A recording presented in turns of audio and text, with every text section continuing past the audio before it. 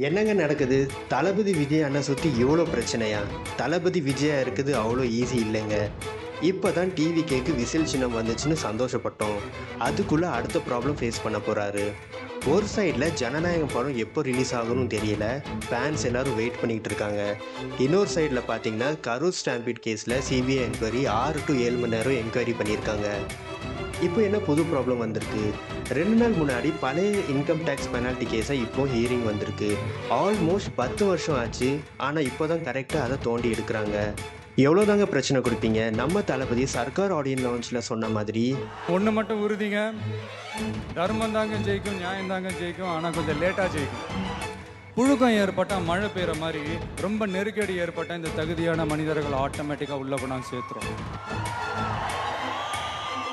அங்கே ஒருத்தன் கிளம்பி வருவான், அடிபட்டு நொந்து நூலாகி அவன் லீடராக மாறுவான். இயற்கையானது, ஒன்றும் பண்ண முடியாது. அவனுக்கு கீழே நடக்கும் பாருங்க ஒரு சர்க்கார்.